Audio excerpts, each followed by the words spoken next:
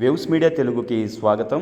Janasena party జిల్లా కార్యాలయంలో జిల్లా అధ్యక్షులు గాదె వెంకటేశ్వరరావు, రాష్ట్ర ప్రధాన కార్యదర్శి బోనబోయిన శ్రీనివాస్ యాదవ్, ఏపీఎంఎస్ఐడిసి చైర్మన్ చిల్లపల్లి శ్రీనివాసరావు పత్రికా సమావేశం నిర్వహించారు.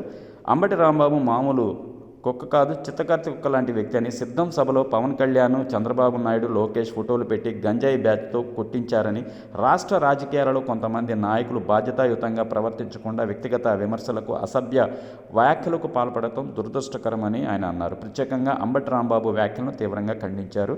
రాష్ట్రంలో అన్ని వర్గాల సమగ్ర అభివృద్ధి లక్ష్యంగా కూటమి ప్రభుత్వం కృషి చేస్తుందని తెలిపారు. ప్రజల సంక్షేమం, పారదర్శక పాలన, యువతకు ఉపాధి అవకాశాలు కల్పించడం, రైతులకు భరోసా ఇవ్వటం వంటి అంశాలపై ప్రభుత్వం దృష్టి సారించిందని చెప్పారు. పేటీఎం బ్యాచ్ అనవసర ఆలోచనలు చేయకుండా రాష్ట్ర అభివృద్ధికి సహకరించాలని ఆయన గారు, మీరు మామూలు కుక్క కాదు, చిత్తకార్తి కుక్క. దేనికంటే ఈ రోజున మనం చూస్తూ ఉంటే సమాజంలో అంటే కుక్కల్నే అంటే విపరీతమైన అంటే మనుషులకి హాని చేస్తున్నాయి, ఏం చేయలేక ఈ రోజున మాట్లాడుతున్నాం. అలాంటిది పిచ్చి కుక్క, చిత్తకార్తి కుక్కని గుంటూరు మున్సిపల్ కార్పొరేషన్ వాళ్ళు ఎప్పుడో బోన్లో ఎక్కించగలుగుతారు. దేనికంటే మీరు ఎంత దారుణంగా మాట్లాడుతూ ఉన్నారంటే కులాలని చాటున మీరు దాక్కొని ఏదో మేము కులాలకి ఇచ్చేసాం అంటున్నారు. మా జనసేన పార్టీ స్థాపించిందే కులాలను కలిపే ఆలోచనతో, మతాలను గౌరవించే ఆలోచనతో. ఒక సిద్ధాంతపరమైన పార్టీ జనసేన పార్టీ మా అధ్యక్షుడు పవన్ కళ్యాణ్ గారు స్థాపించారు. కానీ మీరు ఈ రోజున కాపు కులం అని చెప్పి, లేదంటే కమ్మ కులం వారిని తిడుతున్నామని చెప్పి, అంటే ఎంత దారుణంగా ప్రవర్తిస్తూ ఉన్నారంటే ఈ రోజున అంటే మీరు నిజంగా రాజమండ్రి సెంట్రల్ జైల్లో నేను చెప్తా ఉన్నారు, నేను ఎంజాయ్ చేశానని చెప్పి. మరి మీకు ఇంతకుముందున్న క్యారెక్టర్ ప్రకారం మరి గంట అరగంట మరి రాజమండ్రి జైల్లో ఈ పిచ్చుకొక్క ఏం చేసింది, మరి ఎవరిని కరిసింది అక్కడ, అది కూడా మాకు అర్థం కావట్లేదు.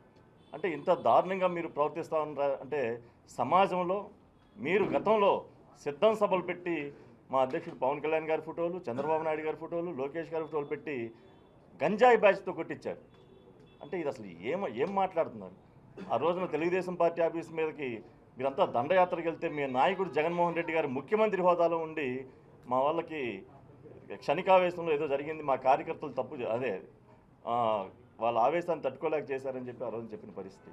అంటే ఇంత దారుణంగా మీరు రెచ్చగొడతా ఉంటే ఈ రోజున తిరుమల లడ్డు కల్తీ అయ్యింది అని చెప్పి సిట్ రిపోర్ట్ ఇస్తే దాన్ని ప్రజలకు తెలియాలని చెప్పి ఎక్కడ రాష్ట్రం అంతా కూడా, దేనికంటే తిరుమల శ్రీవారి నైవేద్యం మీద ప్రజలకి ఒక నమ్మకం ఉంది.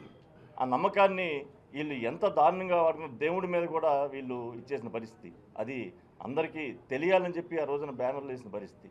మీరు ఆ రోజున ఎంత దారుణంగా రాజధానిలో వాటిలో బ్యానర్లు వేసి చేశారు. కానీ అక్కడెక్కడా కూడా మేమేం తప్పట్లేదే.